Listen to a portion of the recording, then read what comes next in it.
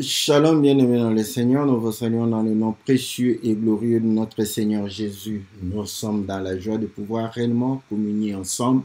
Nous sommes dans la joie de pouvoir réellement partager la parole du Seigneur. Nous sommes dans la joie de pouvoir réellement nous entraider les uns les autres au travers réellement la parole de notre Seigneur en cherchant la lumière, en cherchant réellement la volonté de notre Seigneur, en cherchant ce que l'Éternel a dit afin que nous puissions l'accomplir. C'est votre émission que la Bible parle, une émission qui vous est présentée par votre bien-aimé le pasteur Philippe Mukenge, une émission qui nous permet de pouvoir réellement avoir la réponse à nos questionnements, une réponse à nos inquiétudes et pouvoir réellement avoir une lumière sur ce que nous désirons faire ou accomplir. Que l'Éternel, notre Dieu, qui a permis à ce que nous puissions nous réunir autour de sa parole, qu'il puisse vous accorder toutes les bonnes choses, qu'il puisse vous donner ce qui est nécessaire à la vie de tous les jours, qu'il puisse vous assister, qu'il puisse réellement accorder à chacun de vous selon les désirs, selon la situation, selon les besoins, selon la nécessité, dans le nom puissant et glorieux de notre Seigneur Jésus. Et nous pensons à la miséricorde de notre Dieu, nous pensons à la grâce de notre Seigneur, nous pensons réellement à son assistance.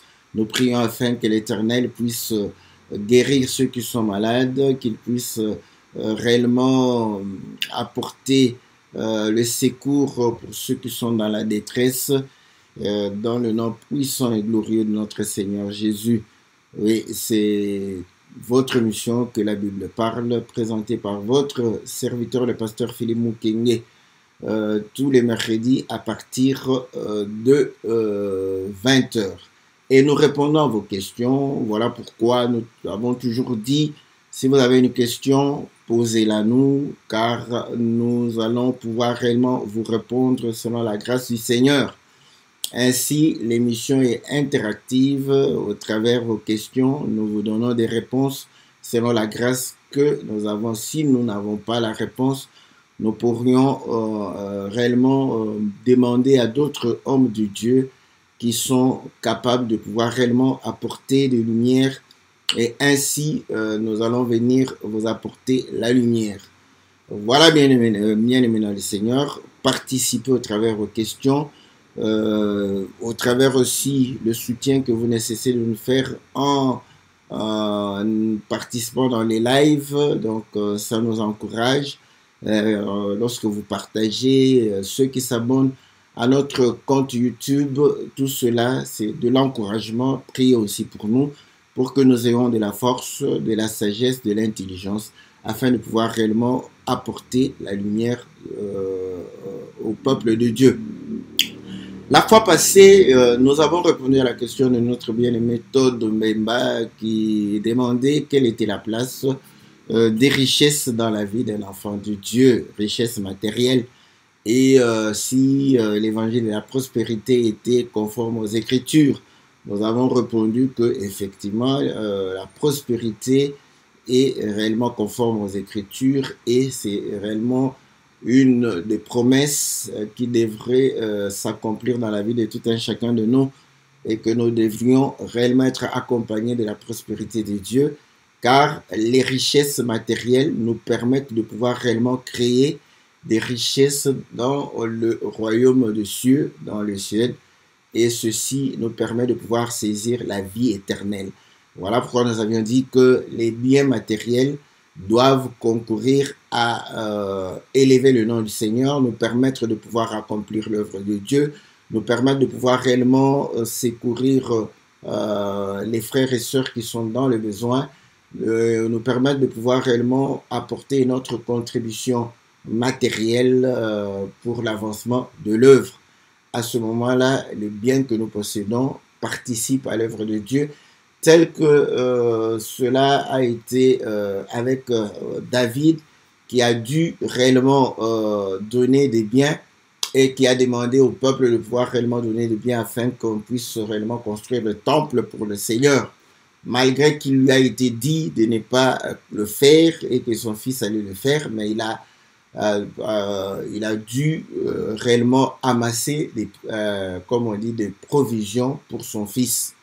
Donc vous voyez que lorsqu'on a donné des offrandes, David a dit, nous t'offrons ce que ta main nous a donné. Donc vous voyez, Dieu doit donner pour que nous puissions participer à son œuvre. Ce fut aussi le cas avec Israël qui est sorti du pays de l'Égypte. Ils étaient esclaves, donc ils n'avaient pas beaucoup de richesses, mais avant de sortir, Dieu a voulu que chacun d'eux puisse posséder des richesses, de l'or, des pierres précieuses, de l'argent, des étoffes, des peaux d'animaux, tout ça, tout ce qui était réellement précieux. Et nous avons compris que tout cela était pour pouvoir participer à construire le tabernacle qui servait à ce que Dieu puisse habiter au milieu de son peuple. Voilà. Donc, chaque enfant de Dieu doit savoir que c'est important d'avoir quelque chose en main afin de pouvoir soutenir l'œuvre de Dieu. Et nous avions dit que c'est bien d'avoir voilà, des richesses, mais comment se procurer ces richesses, comment créer les richesses. Voilà, ça c'est un autre point. Donc, selon que le Seigneur va pouvoir réellement nous inspirer, nous allons pouvoir rester un peu sur ce cadre, parce que nous comprenons que si la foi n'est pas bien saisie, n'est pas bien compris, on risque de tomber dans ce que les autres appellent que la religion est l'opium du peuple.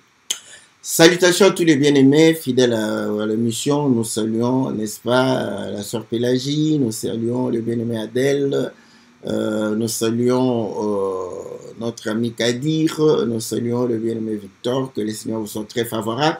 Salutations, n'est-ce pas, au bien-aimé Farid, la sœur Aurélie, nous saluons le bien-aimé Todd, Mbemba, qui nous a permis de pouvoir réellement répondre en ce qui concerne les biens matériels et les richesses dont nous avons besoin sur cette terre. Nous saluons le bien-aimé Gabin, nous saluons le bien-aimé Les Biens, nous saluons notre bien-aimé Jean Didier, que le Seigneur vous soit favorable, que le Seigneur vous bénisse. Salutations bien-aimé Jean-Marie. Nous saluons la sœur Cathy, nous saluons la sœur Sylvie, nous saluons la sœur Bia, la sœur Florence, la sœur Bibiche, nous saluons le bien-aimé Peter, que le Seigneur vous soit très favorable. Salutations au bien-aimé Freud, François, que le Seigneur puisse vous bénir. Voilà, bien-aimés, tous ceux qui vont pouvoir nous rejoindre. Vous avez nos salutations. Voilà, que le Seigneur vous soit très très favorable, que le Seigneur vous bénisse dans le nom précieux et glorieux de notre Seigneur Jésus. Nous avons intitulé Comment créer les richesses. Voilà, comment se procurer les richesses.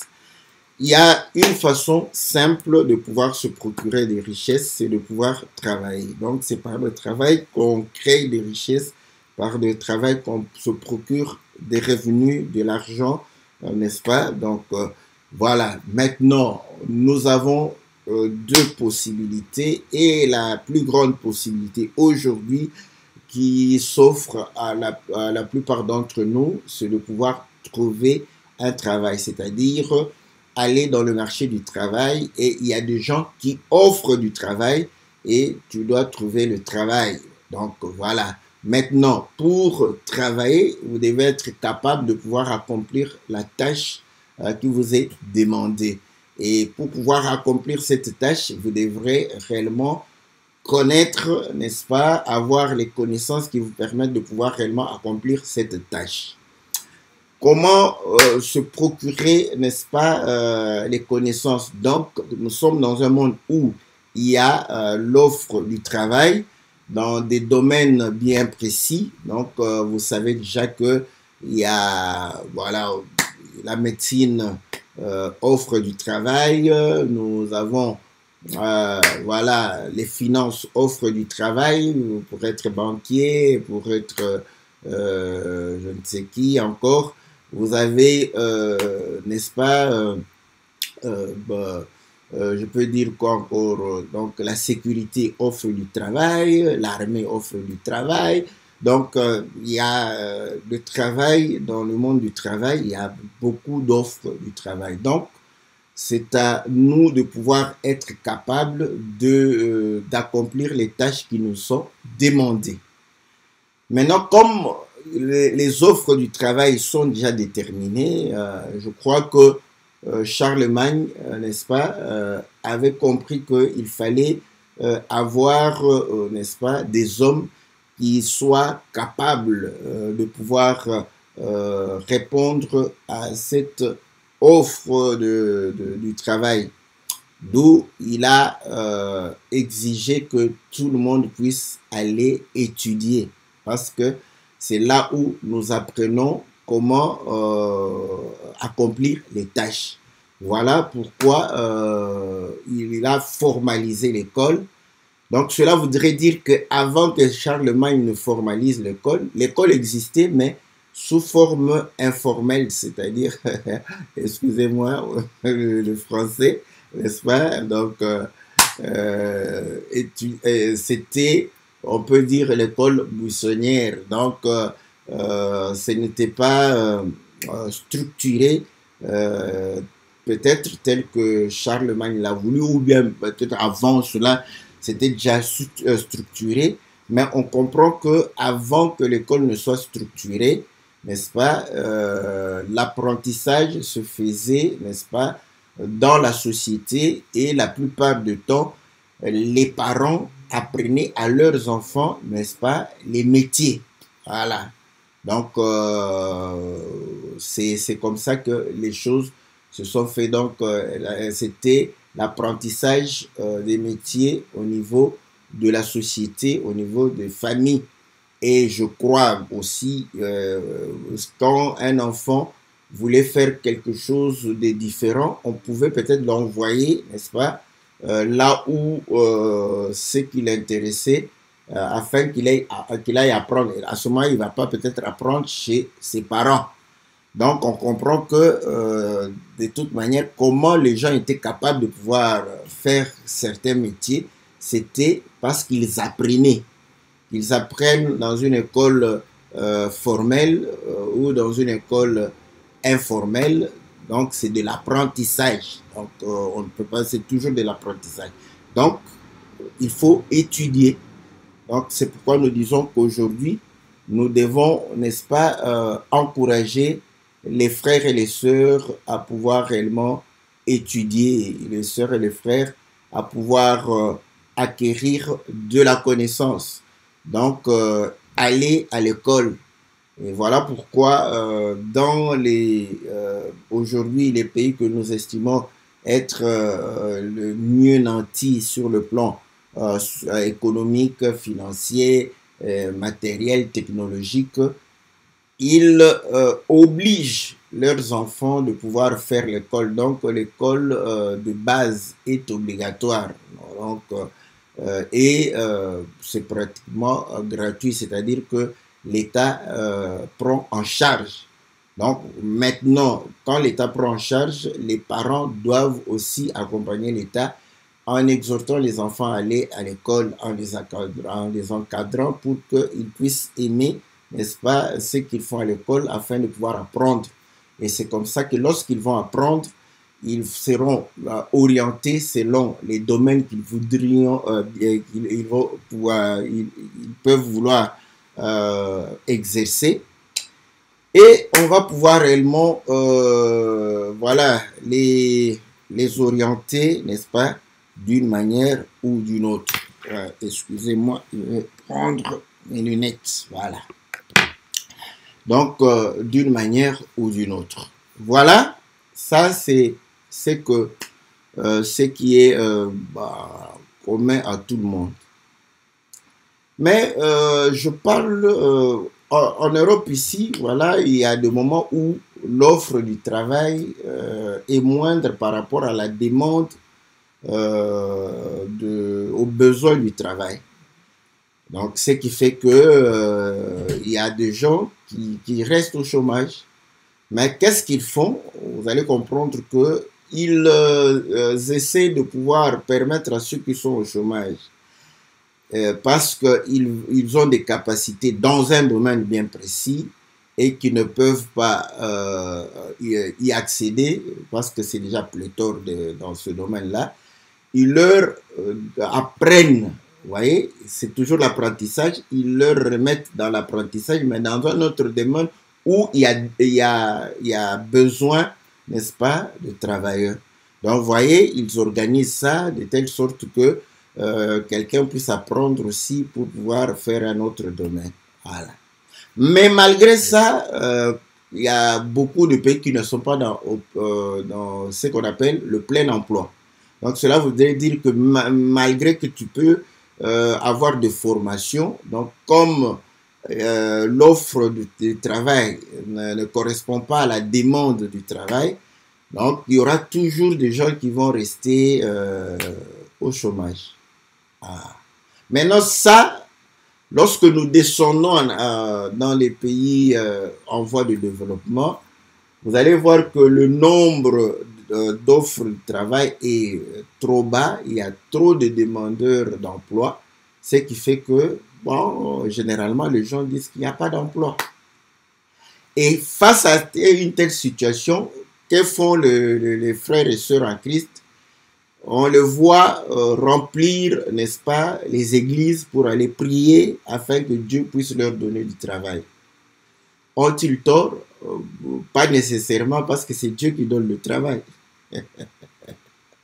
Voilà, c'est Dieu qui donne le travail. Maintenant, quand ils y vont là-bas, certains restent, n'est-ce pas, 7 jours sur 7, 24 heures sur 24, en train de prier. Vous croyez vraiment que en faisant ainsi, vous aurez du travail? Moi, je ne crois pas. Vous voyez? Donc, ce qui est vrai au départ, que c'est Dieu qui donne du travail, mais lorsque vous allez prier, vous ne faites que prier, c'est comme si vous demandez à Dieu de descendre, d'aller chercher du travail pour vous et de vous donner ce travail-là, parce qu'il doit aller chercher et ramener ce travail à la permanence où tu pries, à l'église où tu es en train de prier, pour te donner ce travail-là. C'est possible aussi. Ça peut arriver. Mais ça n'arrivera pas très souvent. Ouais. Ça peut arriver parce que Dieu peut vouloir instruire, mais ça ne va pas arriver très souvent parce que ce n'est pas dans les principes de Dieu. Voilà. Voilà pourquoi vous allez comprendre que c'est Paul qui est en train de pouvoir exhorter les frères, je crois, dans le livre de l'épître de Corinthe. Hein. Je vais essayer de retrouver, vous connaissez les Écritures. Je vais essayer de pouvoir retrouver ces Écritures. Je regarde un peu dans 2 Corinthiens. Là, Paul est en train de parler de ceux qui ne veulent pas travailler, des frères qui étaient en train de pouvoir vivre dans le désordre. Voilà.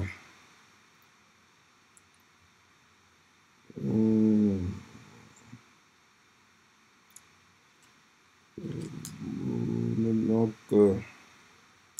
bon, attendez, je vais directement chercher, n'est-ce pas, comme je l'avais dit. C'est que c'est Paul qui a écrit, voilà.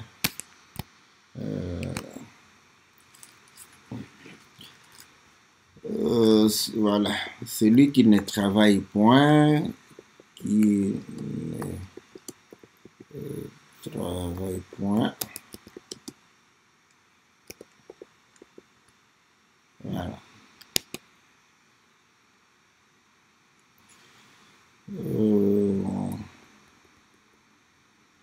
Voilà.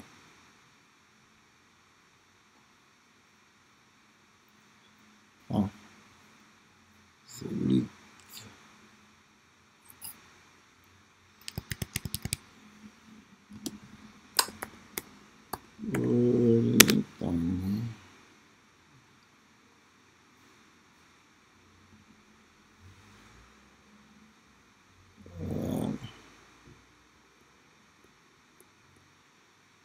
Attendez, je vais voir.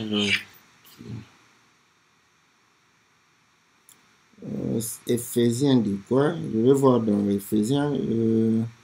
Entre-temps, si quelqu'un a l'écriture, il peut nous donner. Parce que je voudrais, voilà, le lire.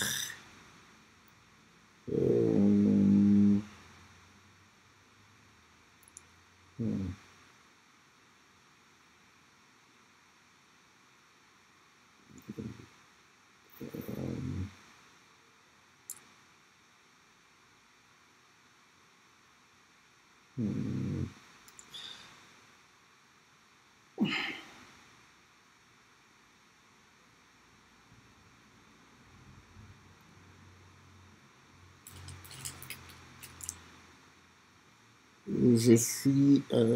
attendez, je vais regarder dans Éphésiens chapitre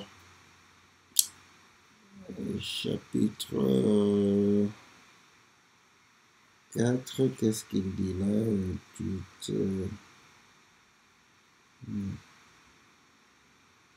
C'est qui?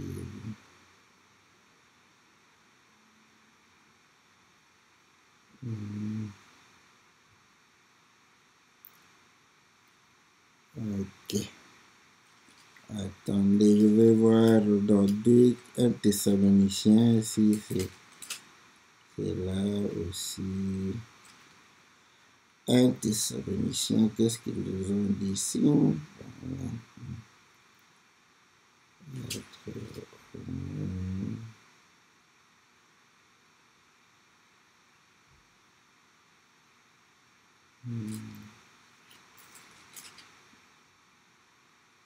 Ah, voilà. C'est 2 Thessaloniciens chapitre 3. Excusez-nous pour, voilà, 2 Thessaloniciens chapitre 3, le verset dit ceci. Au verset 6, nous vous recommandons, frères, au nom de notre Seigneur Jésus-Christ, de vous éloigner de tout frère qui vit dans le désordre et non selon les instructions que vous avez reçues de nous. Voilà. Vous savez vous-même comment il faut nous imiter, car nous n'avons pas vécu parmi vous dans les désordres. Nous n'avons pas mangé gratuitement le pain de personne, mais dans le travail et dans la peine. Nous avons été nuit et jour à l'œuvre pour n'être recherche à aucun de vous. Ce n'est pas que nous en eussions le droit, mais nous avons voulu vous donner en nous-mêmes un modèle à imiter, car lorsque nous étions chez vous, nous vous disions expressément, si quelqu'un ne veut pas travailler, qu'il ne mange pas non plus. Voilà. Nous apprenons cependant qu'il y a parmi vous quelques-uns qui vivent dans le désordre, qui ne travaillent pas, mais qui s'occupent de futilités. Voilà. Vous voyez?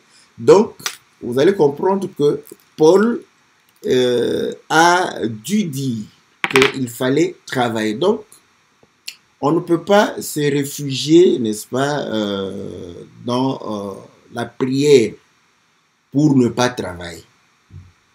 C'est ça le mal de beaucoup d'entre nous. Allez, ils vont se réfugier dans la prière pour demander à Dieu le travail.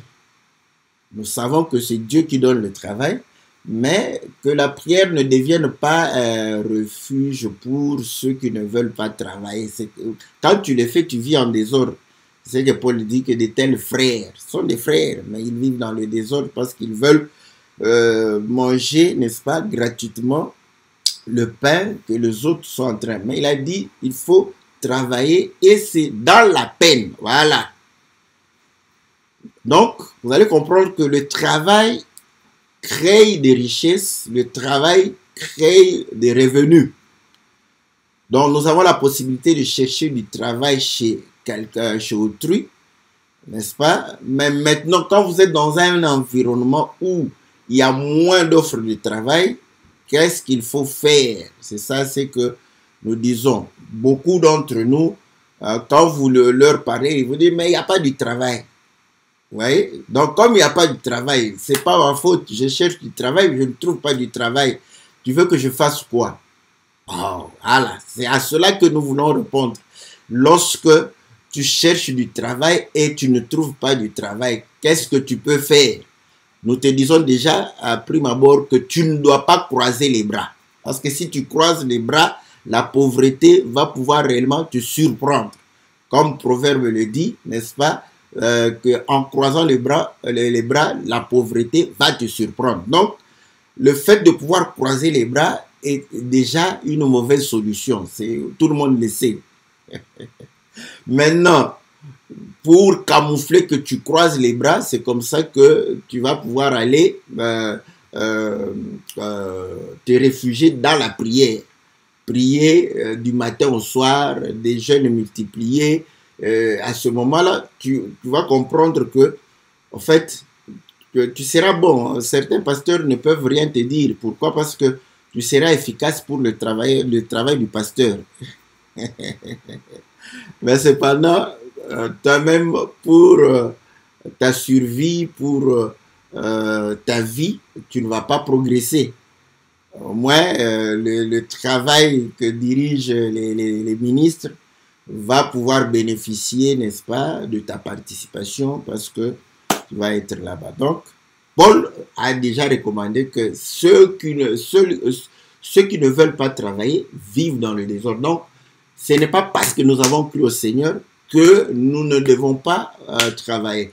Or, nous devons travailler. Pour travailler, il faut chercher du travail. Quand vous cherchez du travail, il n'y en a pas, il ne faut pas croiser les bras. Voilà pourquoi nous avions dit la fois passée que lorsque Dieu va pouvoir créer l'homme, il va le placer dans le jardin d'Éden. Et quand nous lisons cela, nous avons peut-être une mauvaise perception, c'est-à-dire que vous croyez que l'homme est là dans le jardin d'Éden, tout est déjà fait, voilà, l'homme jouit de ce que Dieu a fait pour lui. Ça, c'est une mauvaise perception de la chose. Voilà pourquoi nous avions dit ceci. Lorsque Israël est sorti de l'Égypte, Dieu va dire que je vais vous amener dans un pays où coule le lait et le miel. Donc nous comprenons que c'est un pays fertile, un pays où il y a de bonnes conditions de vie. Mais lorsqu'ils sont arrivés là-bas, ils devraient travailler. Et nous avons encore vu que lorsqu'ils étaient dans le désert, ils ont dit à Moïse que nous étions dans un pays où coulait le lait et le miel. Donc l'Égypte, c'était aussi un pays où coule le lait et le miel. Et voilà. Et tu nous as amenés dans ce désert où nous ne savons rien faire. Et nous allons pouvoir mourir ici. Nous avons encore vu que lorsque Abraham a voulu se séparer de Lot, il va demander à Lot de regarder à gauche, à droite et de choisir où partir. S'il va à gauche, lui Abraham prend la droite. S'il va à droite, lui il prend la gauche. Et Lot va lever les yeux, va voir Sodome. On dit que c'était comme le jardin de l'Éternel, comme l'Égypte. Ah, donc l'Égypte, même devant Dieu le considère comme étant son jardin. Or, nous savons que l'Égypte représente le monde. Donc, c'est pour dire que Dieu a placé, n'est-ce pas, toutes les conditions dans ce monde ici pour que nous puissions, n'est-ce pas, prospérer, pour que nous puissions créer des richesses. Voilà. Donc, quand Dieu va créer l'homme, il va le mettre dans les jardins, il va dire à l'homme de cultiver et de garder. Voilà. Maintenant, est-ce que vous vous êtes déjà posé la question, comment l'homme devrait cultiver la terre? Vous savez que pour cultiver la terre, vous devrez, n'est-ce pas, tourner labourer le sol, n'est-ce pas, et pouvoir élaguer les arbres, donc travailler. On ne travaille pas avec ses mains seulement. Vous voyez? Tu ne peux pas labourer avec tes mains.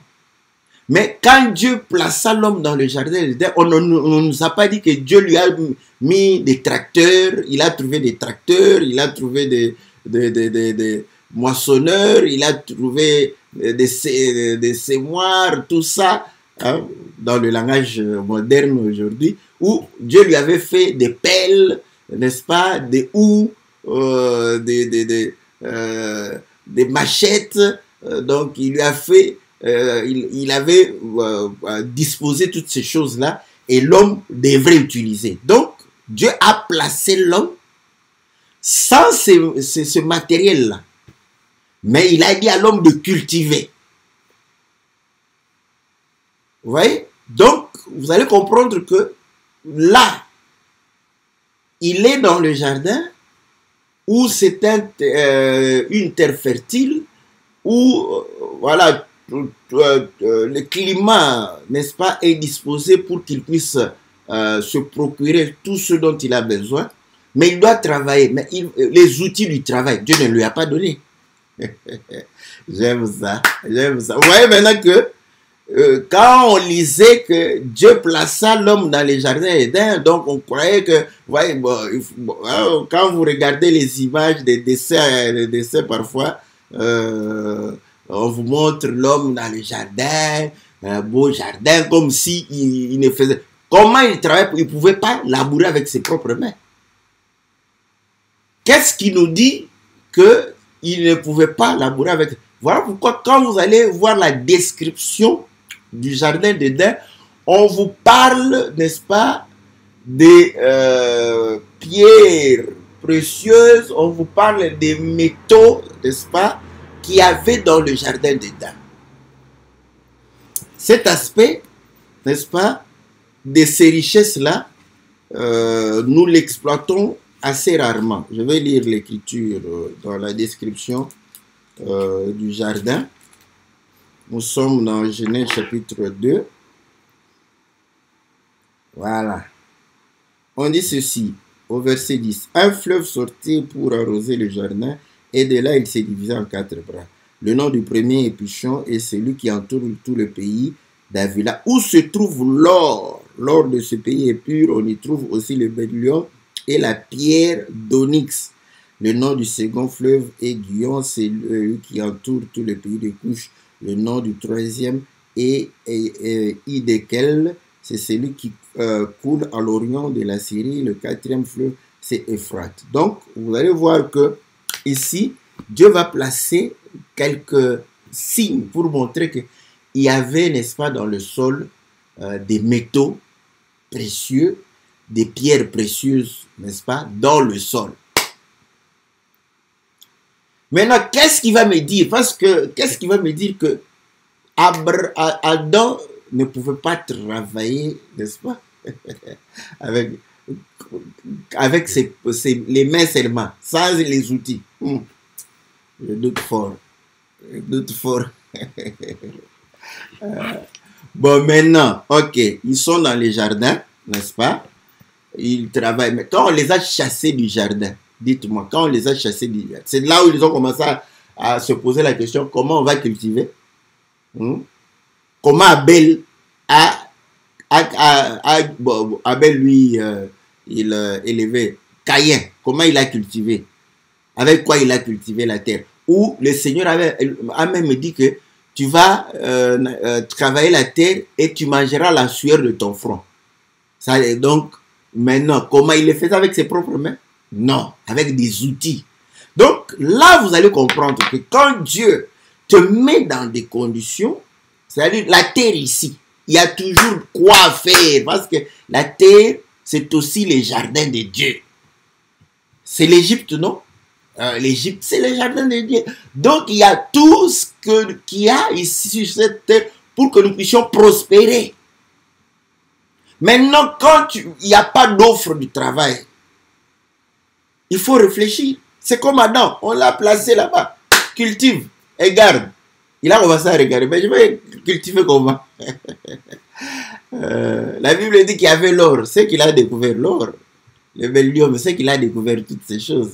Il savait que ça...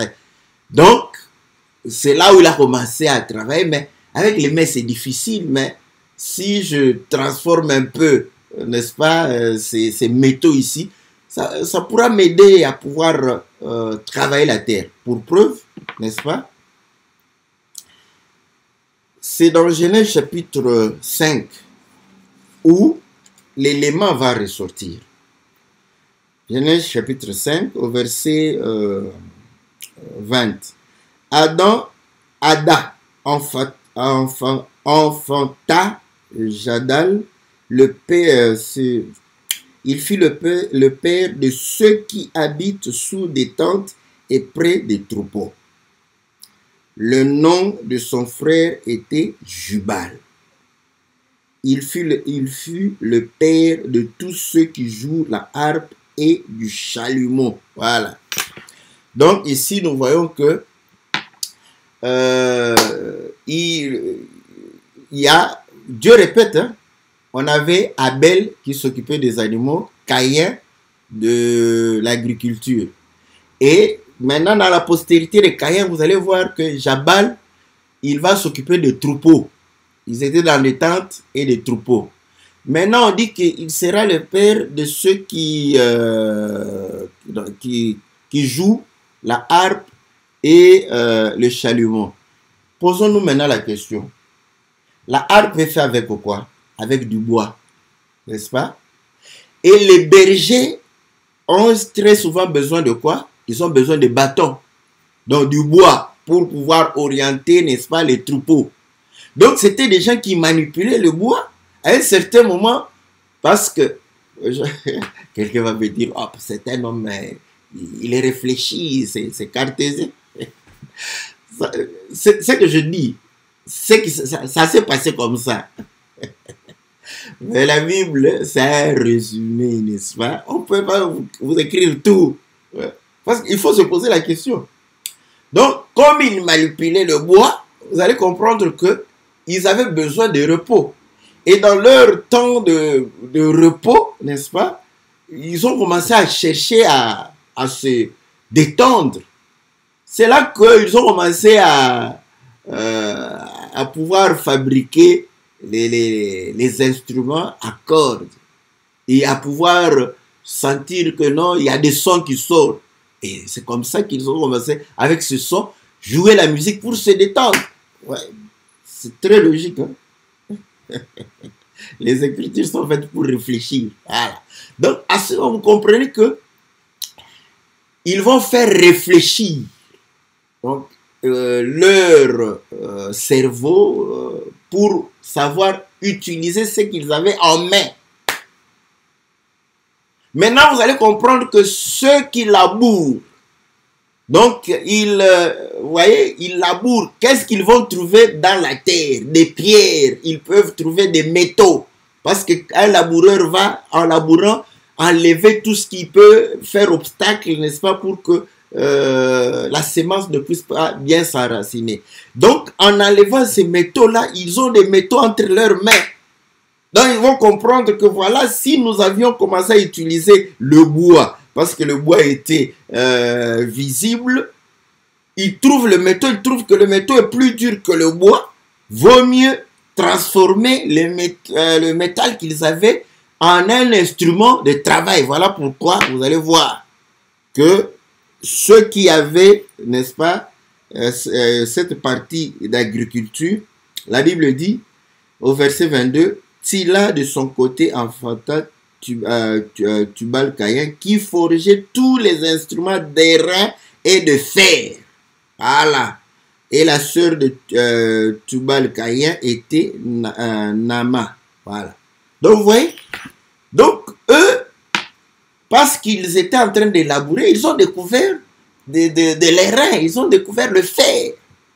Et ils ont compris que le fer était plus fort que le bois.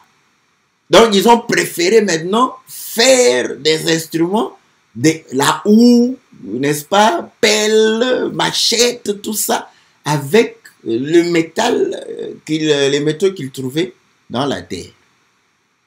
Donc, vous voyez,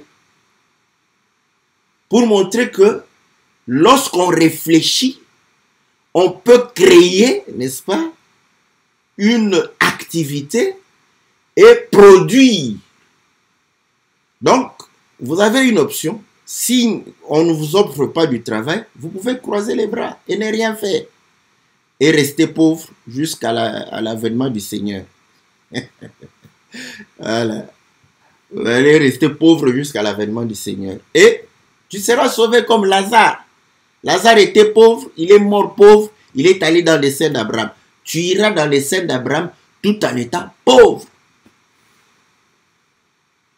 Parce que tu as limité, n'est-ce pas, ta réflexion au fait que parce qu'il n'y a personne qui m'offre du travail, je croise les bras. Si personne ne t'offre du travail, tu crois que tu ne peux rien faire. Je vais te montrer comment faire. C'est ça. Comment faire. Donc, vous allez comprendre que qu'est-ce qui se passe dans la vie de l'homme? C'est là où, quand tu pries, pourquoi tu pries Dieu? Parce que c'est Dieu qui donne toutes choses. Vous allez comprendre que Dieu place en nous déjà des capacités. Il place en nous, n'est-ce pas, un potentiel de réflexion, n'est-ce pas? Maintenant, aujourd'hui, nous avons l'école, nous avons, voilà, tout ça. Mais Adam n'avait pas l'école si ce n'était que l'école de Dieu, de pouvoir l'inspirer. Ceux qui sont venus, tout ça, quelle école eux ils avaient? Si ce n'était que de voir ce que les autres ont fait. Au moins, Abel a vu ce qu'Adam faisait. Caïn a vu aussi ce qu'Adam faisait. Voilà, je salue mon pasteur et apôtre Blanchard, qui a dit que non, Abel ne peut pas devenir éleveur si Adam n'a pas élevé. Caïn ne peut pas devenir agriculteur si Adam n'avait pas fait l'agriculture. Donc, ils ont appris de leur père. Voilà pourquoi, quand ils sont allés en Égypte, ils vont dire à Pharaon que nous sommes des bergers, n'est-ce pas? Comme l'étaient nos pères. Donc, ils ont appris où? À la maison de leur père. Voilà. En observant. Mais maintenant, aujourd'hui, les mœurs sont changées. Au lieu de pouvoir amener ton enfant à ton activité, tu réduis ton enfant, n'est-ce pas? Tu réduis le cercle, le domaine de réflexion de l'enfant à l'activité, au métier que tu fais. Voilà pourquoi on te recommande d'envoyer l'enfant à l'école, parce que là, on lui ouvre plus de possibilités. Écoutez-moi bien. Écoutez-moi bien. Vous allez comprendre que malgré que nous allons à l'école, chacun de nous a ce que Dieu a placé en lui. Et comment tu le sauras? Voilà, ça, ce sont des questions. Mais pasteur, comment tu as su que tu seras pasteur? Tout le monde veut. J'ai prié, j'ai vu en vision. C'est oui, d'accord, moi aussi, c'est vrai, Dieu peut te faire voir comme ça. Mais moi, je te retourne la question, comment toi tu savais que tu seras médecin? Là, tu n'as pas eu de songe, hein? Tu n'as pas eu de songe, tu n'as pas eu de vision, tu n'as pas eu de prophétie. C'est simplement parce que tu aimais la médecine et tu allais faire la médecine et tu es devenu médecin.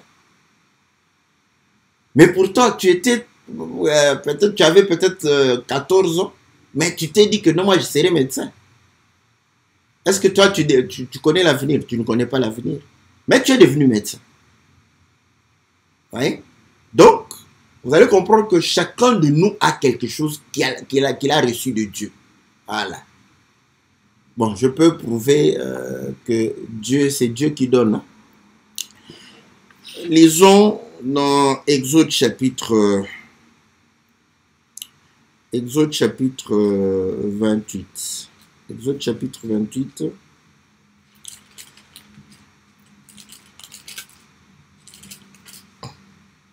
Ah. Au verset 3. Tu parleras à tous ceux qui sont habiles, à qui j'ai donné un esprit plein d'intelligence. Ils feront les vêtements d'Aaron afin qu'il soit consacré et qu'il exerce mon sacerdoce. Voilà. Tu vois? Donc, Dieu donne une tâche à Moïse pour dire que tu vas faire des habits pour Aaron. Mais il faut qu'il y ait des gens qui puissent faire cela. Il dit qu'il y a des gens qui sont habiles. L'habileté. Vous allez comprendre que l'habileté, c'est quelque chose que c'est-à-dire que tu découvres, tu apprends facilement. Voilà. Voilà pourquoi Isaac, en tout cas, bon, je vais le dire, hein, mais je suis prêt. Isaac, je sais qu'il n'était pas chasseur. Alléluia. Isaac n'était pas chasseur. Mais Ésaü est devenu chasseur. Vous allez me poser la question, comment Ésaü est devenu? La Bible dit que Ésaü était habile chasseur. C'est-à-dire, on comprend que cette habileté, Dieu lui a donné. Parce que Isaac, c'était un éleveur. Ésaü, vous allez comprendre, il a commencé à découvrir, en allant un peu dans la forêt, il voit les animaux, les gibiers, et il essaie de les attraper. Il trouve qu'il a la facilité de les attraper. Je suis en train de prêcher l'évangile. Certains, le pasteur raconte, ce n'est pas l'histoire, je prêche l'évangile. Ouais. Donc, il va aller dans la forêt et il trouve qu'il a la facilité d'attraper les animaux. Ouais. Et il s'est dit, mais comment je les attrape assez facilement comme ça? Il a l'intelligence. Ça, c'est ce que Dieu a placé, c'est inné en lui. Il a découvert et il a perfectionné cela. Est-ce que vous voyez? Mais maintenant, vous allez comprendre que lui, il a reçu de Dieu, il peut apprendre à quelqu'un. Voilà. Il peut apprendre à quelqu'un, n'est-ce pas? C'est que lui a reçu de manière, voilà, divine. Et celui qui va apprendre peut être de moindre qualité. Pourquoi? Parce que la chose n'est pas vraiment en lui. Lui, c'est par apprentissage. Mais il peut être un bon chasseur. Mais Ésaü sera excellent chasseur parce que la chose, il le ressent. Il le comprend. C'est comme ça. Il y a certains dons. Oui, je sais que on aime bien les dons, hein, les dons spectaculaires. Alors, pas prophétie comme ça, mais vous voyez, ressentir les choses comme ça.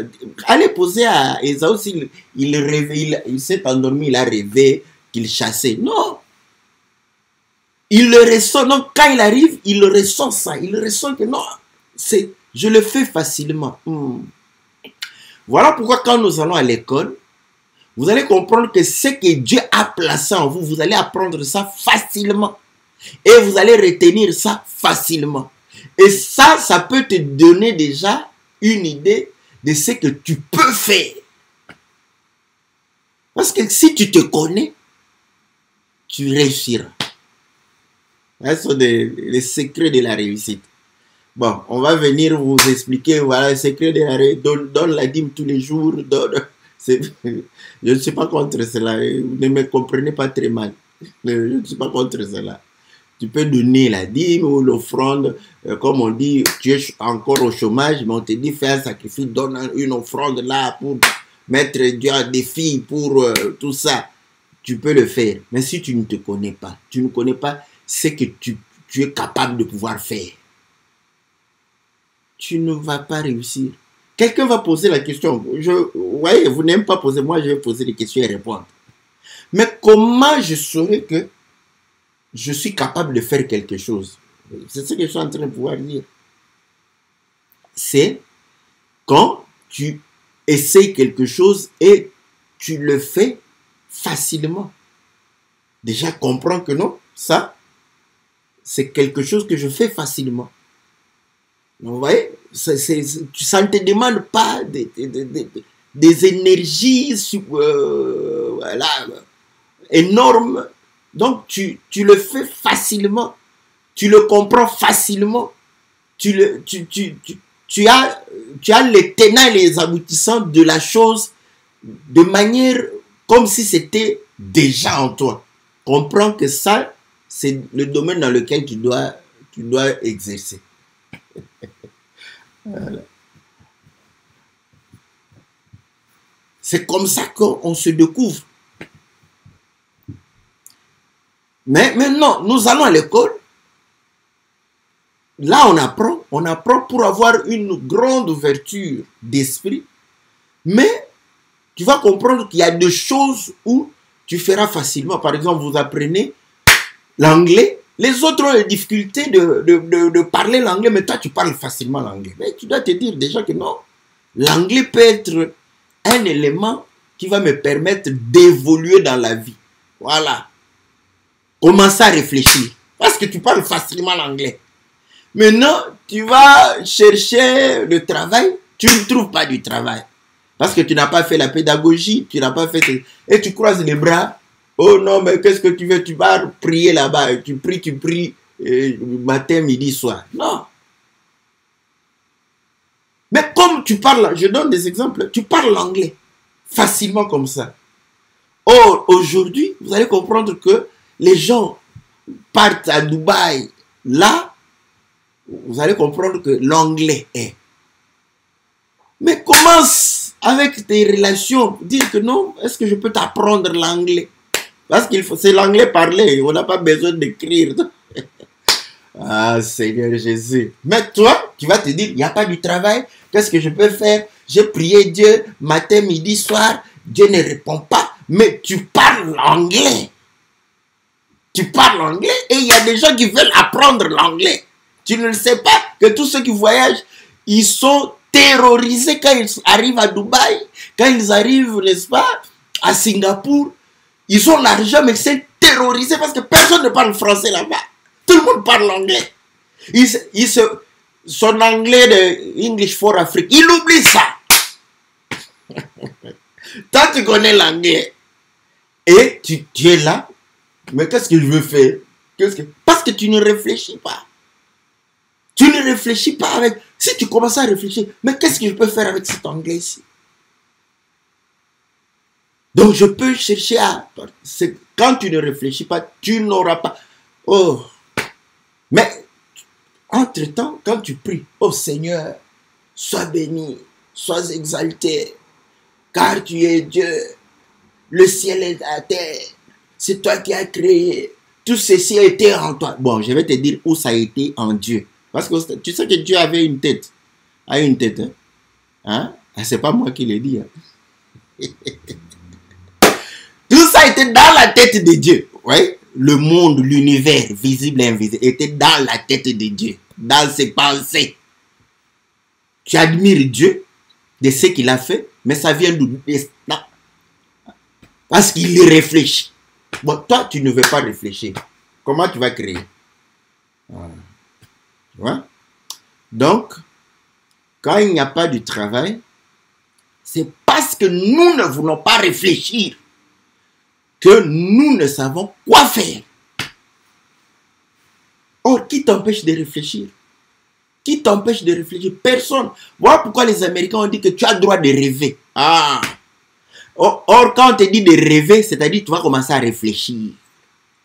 Parce que quand on dit que le rêve américain, c'est-à-dire que ils ont fait que pour que les gens réfléchissent. Ils savent qu'en réfléchissant, ils vont créer.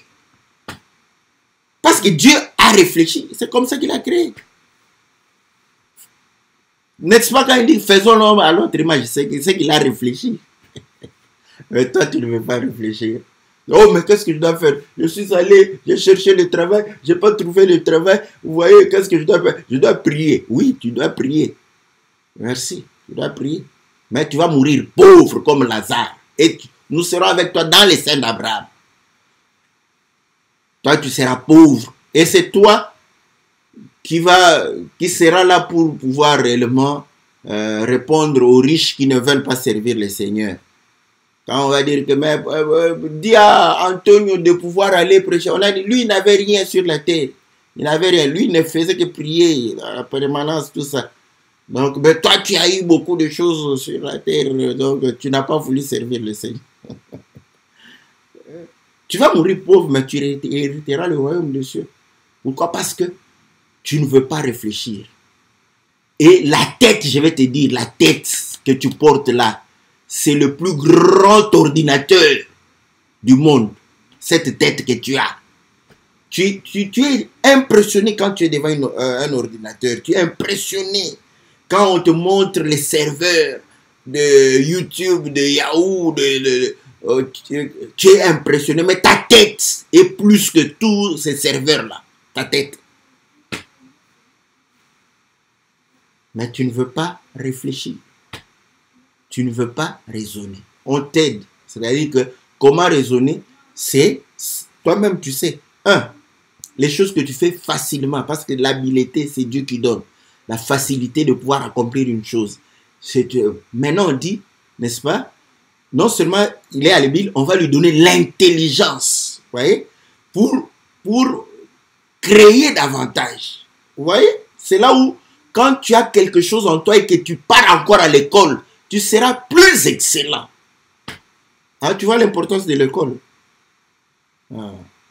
Comme un frère me disait, mais le don de Dieu, vous voyez, quand tu n'exerces pas le don de Dieu, tu ne vas pas évoluer.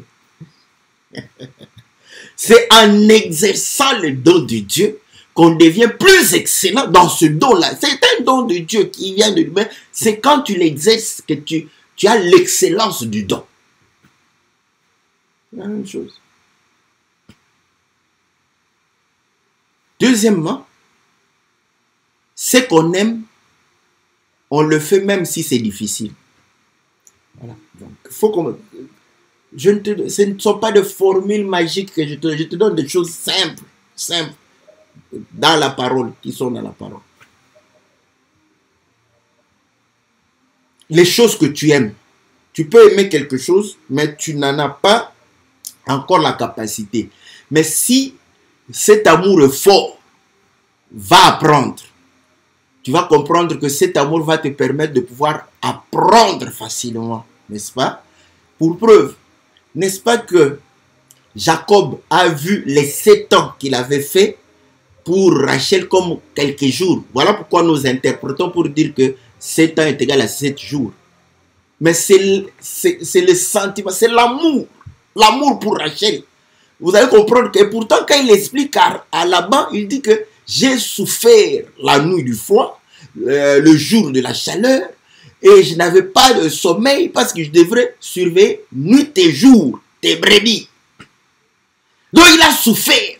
Mais l'amour a fait que cette souffrance puisse passer comme une petite souffrance. Voilà pourquoi Paul nous exhorte pour dire que la souffrance que nous avons maintenant n'est rien par rapport à la gloire et à l'honneur que nous allons partager. Car lorsque nous avons plus d'amour pour le royaume, nous n'allons pas ressentir la souffrance de ce siècle ici. L'amour, vous voyez? L'habileté, l'amour. Quand tu aimes quelque chose, tu vas apprendre cela. Et les difficultés liées à l'apprentissage, tu ne les ressentiras pas. Parce qu'il y a de l'amour. Et il faut entretenir l'amour de la chose. Et tu vas apprendre. Quand tu apprends et tu le feras bien. Voilà pourquoi quand tu vas commencer à exercer, tu seras excellent par rapport aux gens qui ne font que pour faire. Oh, il n'y a pas de travail. Mais quand tu prépares le pondou, tout le monde t'applaudit. Tout le monde se pose la question, qui a préparé? Ça ne te dit rien. Ça ne te dit rien. Voilà, ça ne te dit rien. Mais tu as un don entre tes mains. Parce que eux, ils mangent le pondou chez eux. Mais comment ton pondou est appris? Tu ne peux pas faire ton petit restaurant spécialisé en pondou. Tu n'as il n'y a pas de travail. Comment je vais chercher du travail où? On va me donner le travail. Tu ne peux pas préparer le pondou et aller proposer à ceux qui ont des restaurants. Parce qu'ils vont goûter ton pondou, ils vont dire non, ce pondou ici va permettre aux clients de venir dans mon restaurant. Ça, tu vois, tu cherches du travail chez quelqu'un, mais pourtant Dieu t'a donné un don.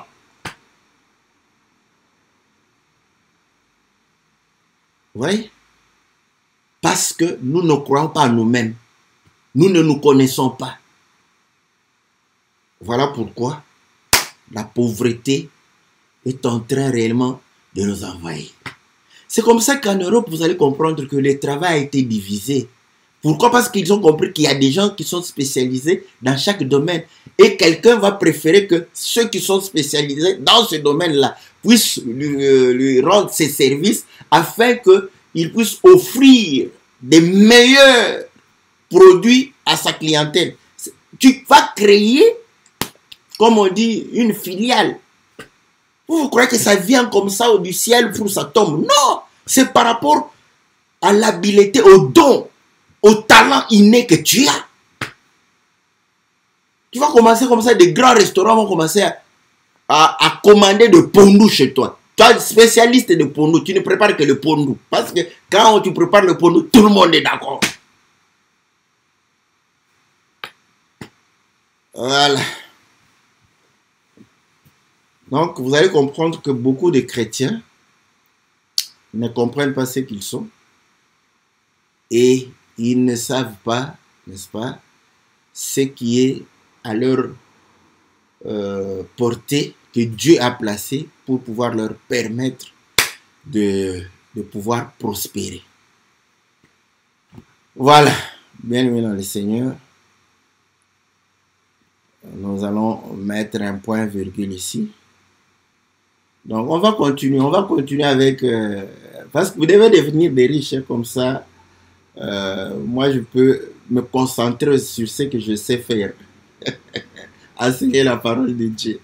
Et je le fais bien, facilement. Voilà pourquoi je suis devenu enseignant.